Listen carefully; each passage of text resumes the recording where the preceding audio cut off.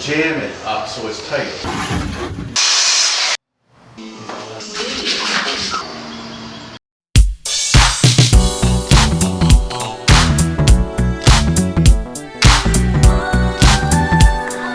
Hi everyone, welcome to my home gym.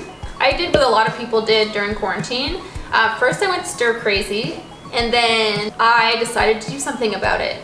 And I was actually inspired by all of these home gyms people were posting on YouTube, Instagram, TikTok, and it was especially inspiring to see people put these walls up in spaces that you wouldn't think would accommodate a home gym. So I decided I wanted to do the same.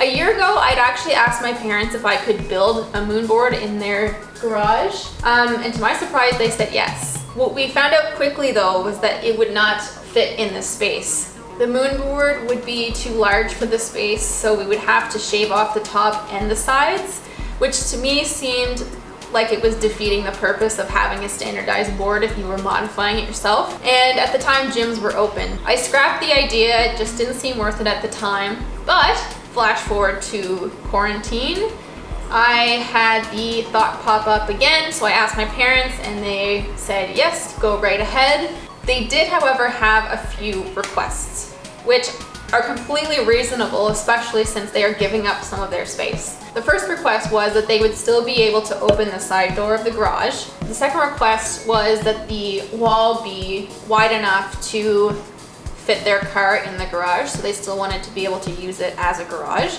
And three, they wanted it to be completely freestanding, meaning that it was not attached to the wall, the ceiling, or the floor in any way, to minimize the amount of damage left behind when we eventually remove the wall. Quick shout out to Sebastian and my dad for putting in tons of work on this build. You'll see that they do a lot in this whole process. So again, thank you.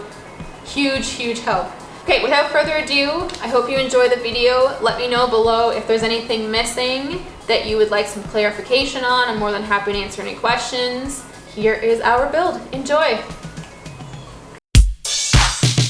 Our intention was to build a steep wall that maximized the limited space that we had. Although our wall had to be freestanding and not anchored to the wall, this free guide from Metolius was a great starting point, especially when it came to materials. After some consideration, we planned our wall to be 7 feet wide, 11.5 feet high, with an angle of 36 degrees. I knew that purchasing wood would be the largest part of my budget, and that turned out to be true. I had never shopped for wood before, so I was very fortunate to have both Seb and my dad with me, who knew how to do such a thing and select quality pieces, which I was not aware of before. I will list below exactly what we purchased, but in the end this cost me $249 Canadian. We started off by building the 2-foot kicker, which would lay at the base of the wall and would serve a couple of purposes. So one, it would be one of the main supports of the wall, and it would also allow the angle to start a little higher off the ground, which would be more accommodating for a car parked in the garage. Next, we took off a foot from each sheet of plywood, as the plywood itself comes at 8 feet, but we needed our wall to be 7 feet to be able to open that door you see in the top portion of the screen. So that was an easy fix. We discovered very early on in the planning process that a moonboard would not fit in the garage, so I thought the next best thing would be to follow the T-nut layout of a moonboard in case we wanted to reuse the boards later on to build a moonboard in the future. It's also a very simple layout to create, and it was already well organized and planned out, so I thought, what the heck. Although my dad had a table drill press, he didn't have an attachment for his drill that would allow me to drill straight holes into the plywood. So using his table drill press, he created a stencil, if you will, that I lined up with the marks I previously made and drilled straight down into the wood. The straight holes make hammering T-nuts much easier later on. This worked surprisingly well and was very much a successful experiment. Go Dad! When Seb arrived, we began to build the main structure. The great thing about having a rough plan is that we could modify as we went.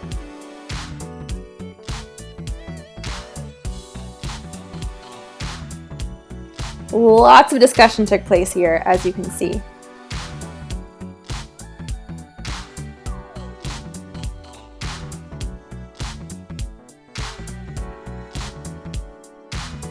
After tweaking the angle ever so slightly, we made sure that all the beams were consistent and then drilled the frame together.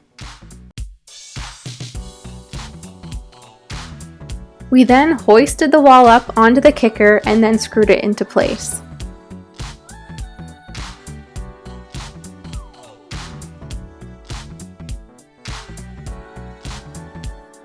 We then added support beams on each side to support the upper portion of the wall. This section was tricky because the width between the upper support beams had to be wider than the wall itself to allow space for a car to park in the garage.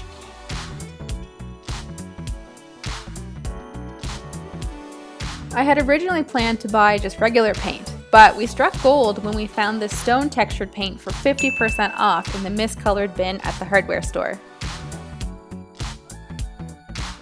I was very pleased with the gritty texture, and I really didn't mind the color so much at the end either.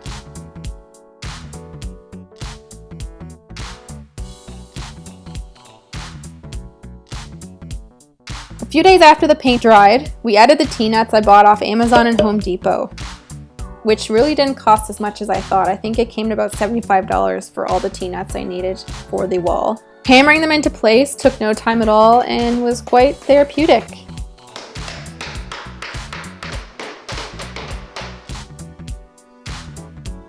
Plywood is very heavy, but with many hands they went up quite quickly.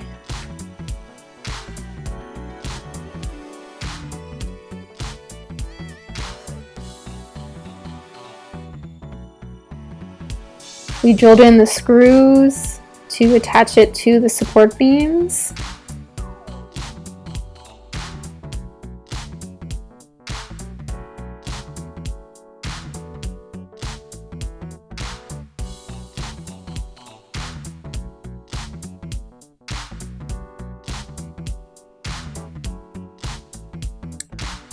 Turns out holds are also hard to come by.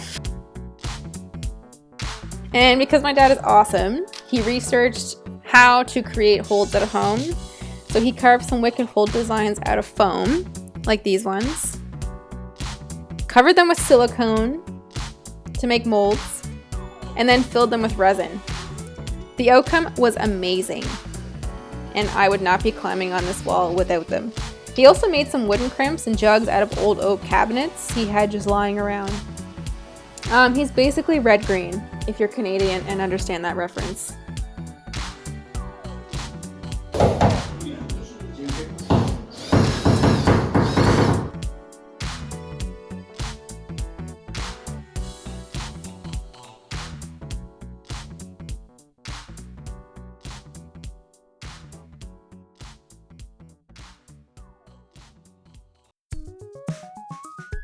We do have a training area that Seb and I built at the apartment, which you saw, but I really enjoy the physical act of pulling on holds and climbing. Without the climbing component, training just gets really boring and dry. And I don't mean like going a few weeks without climbing, I mean like in quarantine where you go months without climbing. And I really, really missed it. So my main intention of building this was to be prepared in case of a second wave, but also just to have it close by that I could train on whenever I felt like it. I'm very happy with the results. It honestly didn't take as much time as I had thought. I don't have an accurate timeline to give you, only because we were waiting on materials half the time. The actual wall itself definitely could have gone up within a day, but we did have to wait for T-nuts to arrive, which meant that we couldn't put the panels up. We didn't have any holds for a while either until my dad researched how to make holds and created a bunch on his own, which is amazing. So as a result, we have this amazing wall.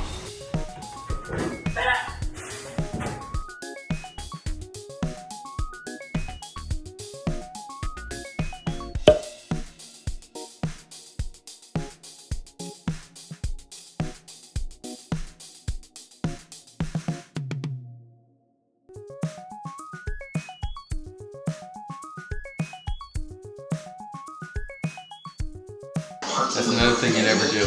What? Leave a hammer on a ladder.